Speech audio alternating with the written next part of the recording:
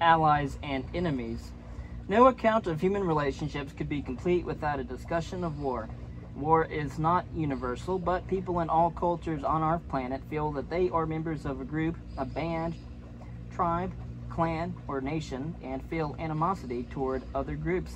And warfare itself is a major fact of life for foraging tribes. Many intellectuals believe that primitive warfare is rare, mild, and ritualized, or at least was so until the noble savages were contaminated by contact with Westerners.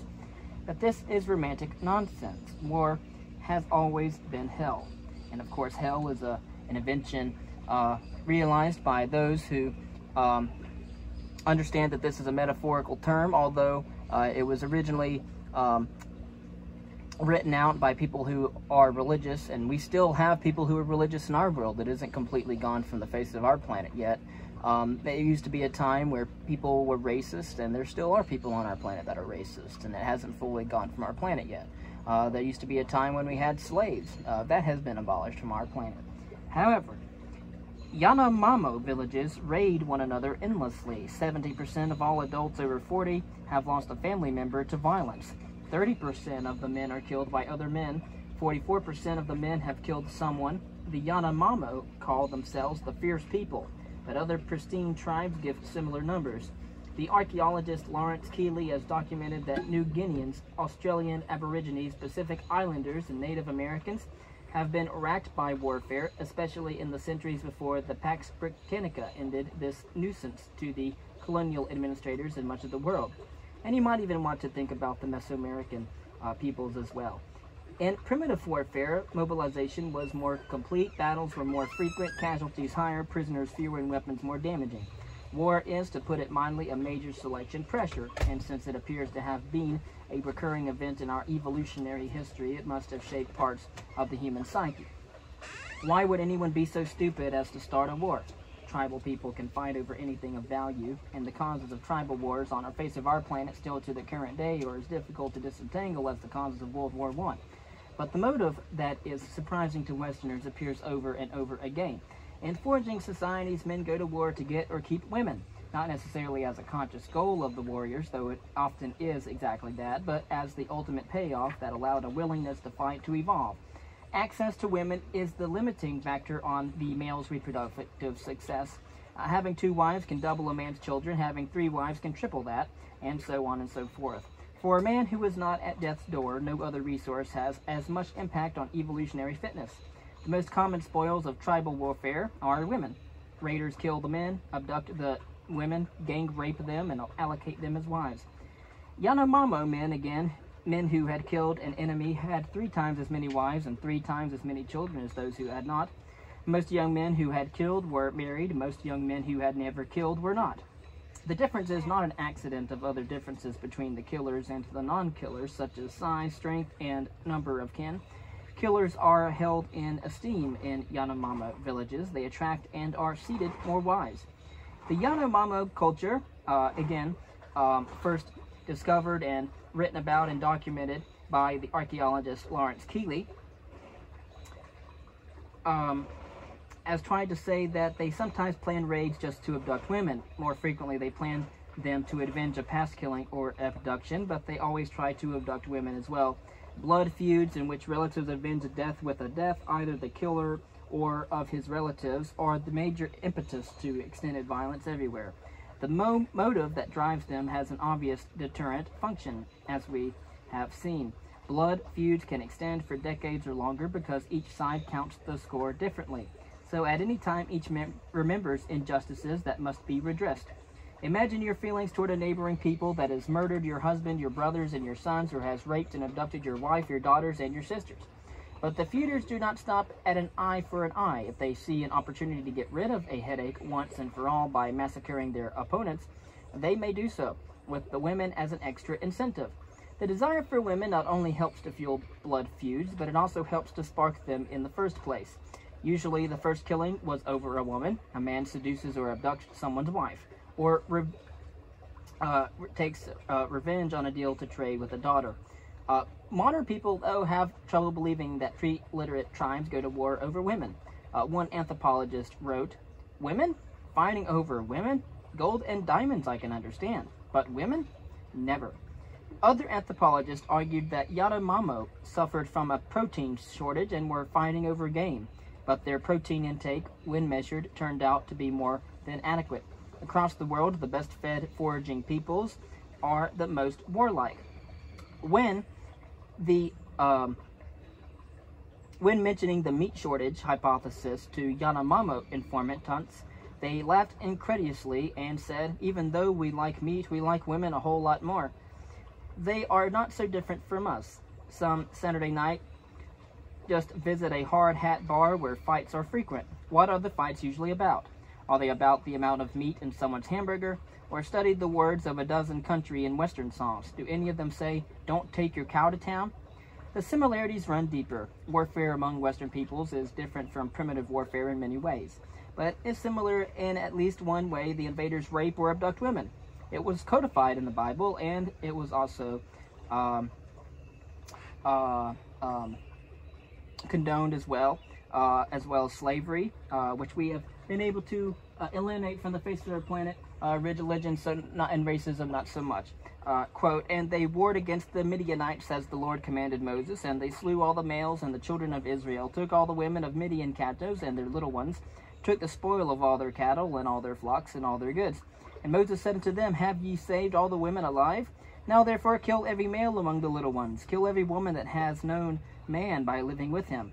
But all the women, children that have not known a man by lying with them, keep alive for yourselves.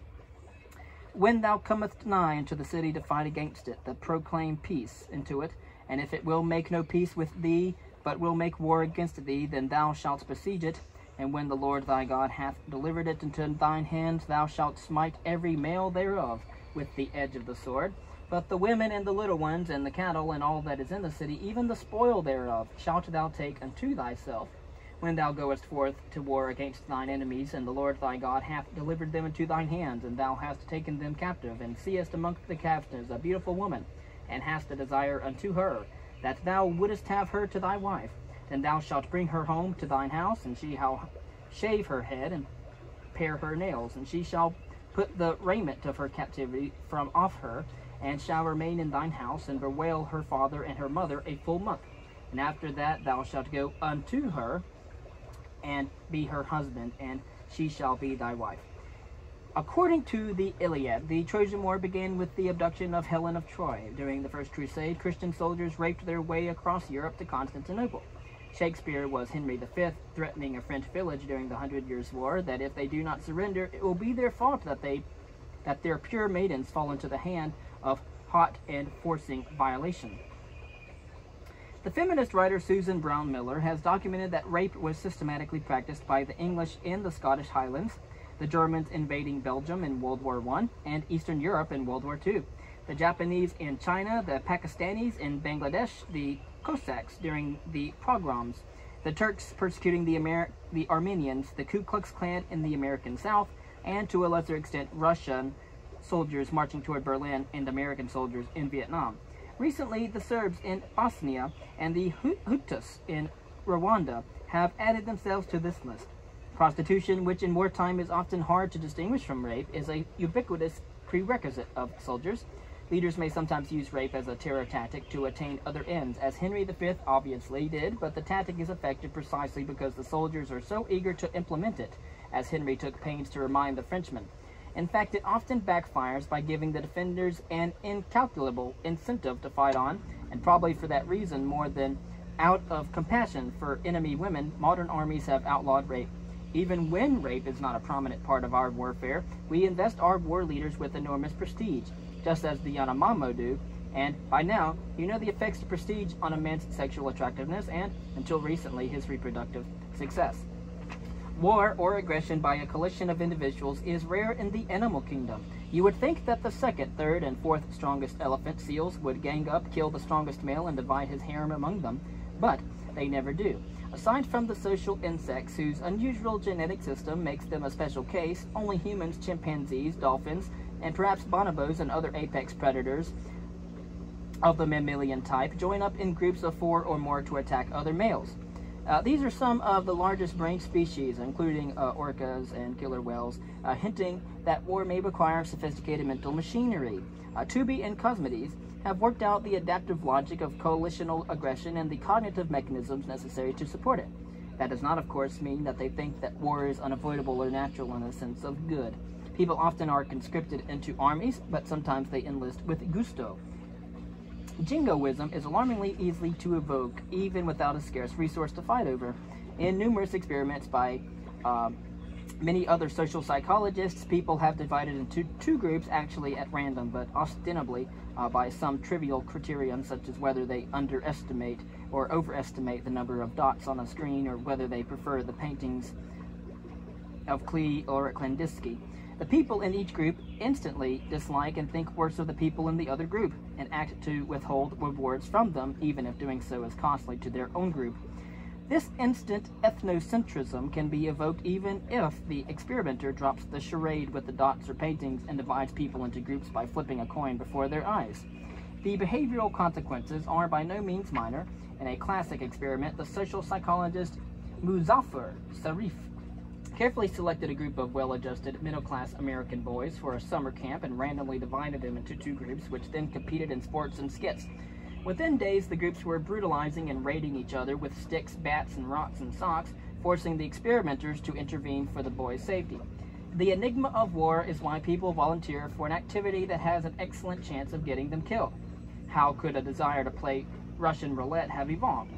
Tooby and Cosmides explain it by the fact that natural selection favors traits that increase fitness on average. Every gene contributing to a trait is embodied in many individuals in many generations. So if one individual with the gene dies childless, the success of many others with the gene can make up for it. Imagine a game of Russian roulette where you don't get killed, you have one more offspring. A gene for joining in the game could be selected because 5/6 of the time it would leave an extra copy in the gene pool, and 1/6 of the time it would leave none. On average, that yields 0.83 more copies than staying out of the game.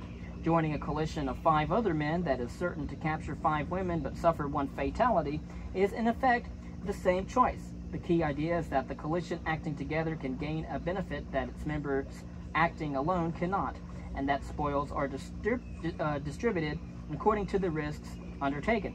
There are several complications, but they do not change the point. In fact, if the spoils are certain and divided up fairly, the level of danger does not matter. Say your coalition has 11 members and can ambush an enemy coalition of 5, taking their women. If one member of your coalition is likely to be killed, you have 10 in 11 chance of surviving, which would entitle you to a 1 in 2 chance, 5 captive women, 10 men, of gaining a wife. An expected gain of 0.45 wives averaged over many situations with these payoffs.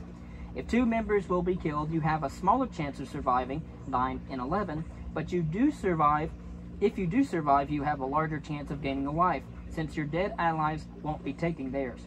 The average gain, 9 to 11 times 9 to 5 is the same. You get about half of a wife. Even if 6 members are likely to be killed so that your survival odds fall to less than even 5 and 11, the spoils are divided fewer ways, 5 women among 5 victors.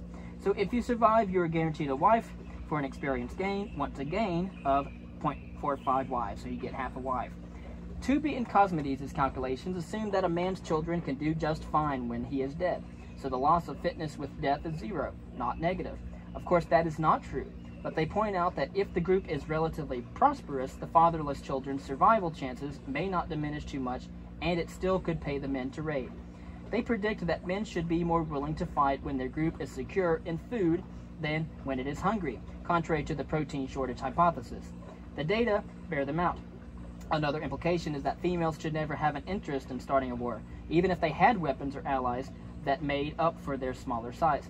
The reason that females never evolved an appetite to band together and raid neighboring villages for husbands is that a woman's reproductive success is rarely limited by the number of available males.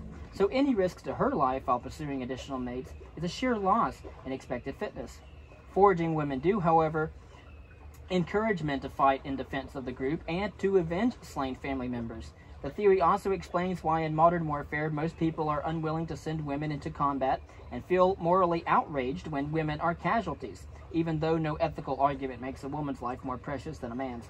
It is hard to shake the intuition that war is a game that benefits men, which was true for most of our evolutionary history and obviously the time since the development of writing systems and thereafter.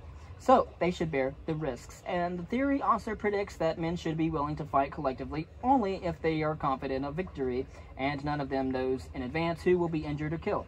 If defeat is likely, it's pointless to fight.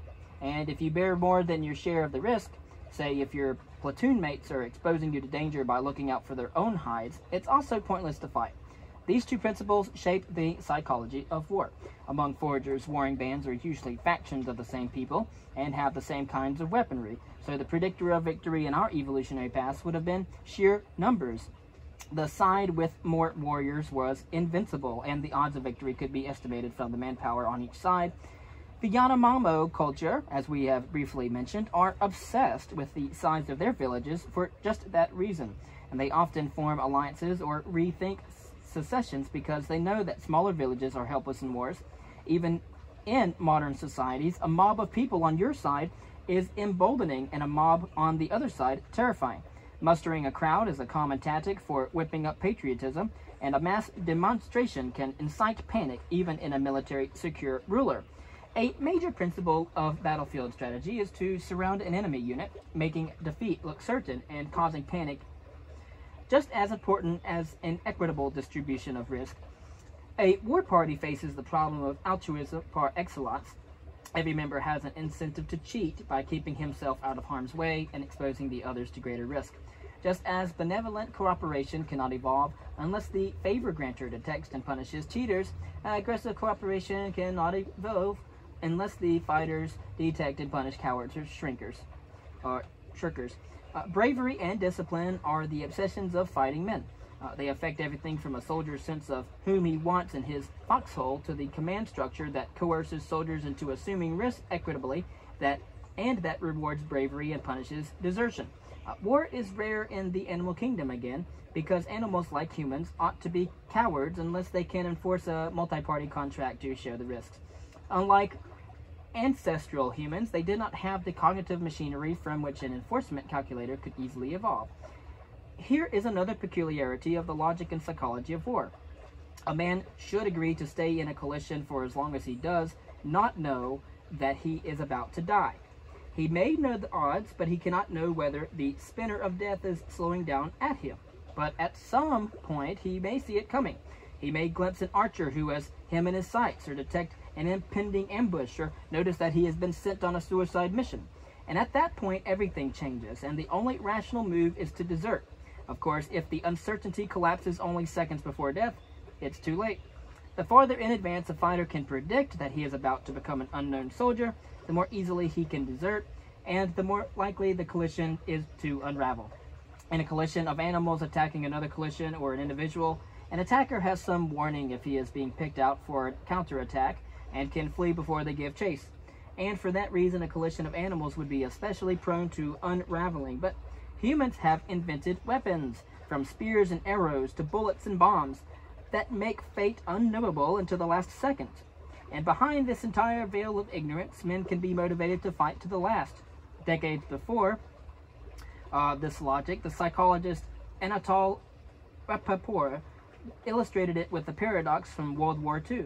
He believed the scenario was true, but wasn't able to verify it at the time, as at a bomber base in the Pacific, a flyer had only a 25% chance of surviving his quota of missions. Someone calculated that if the flyers carried twice as many bombs, a mission could be carried out with half as many flights. But the only way to increase the payload was to reduce the fuel, which meant that the planes would have to fly on one-way missions. And if the flyers would be willing to draw lots and take a 1 in 2 chance of flying off to a certain death instead of hanging on to their 3 in 4 chance of flying off to an unpredictable death, they would double their chance of survival. Only half of them would die instead of 3/4. Of course, needless to say, it was never implemented. Few of us would accept such an offer, though it is completely fair and would save many lives, including possibly our own. The paradox is an intriguing demonstration that our mind is equipped to volunteer for a risk of death in a collision, but only if we do not know when death will come.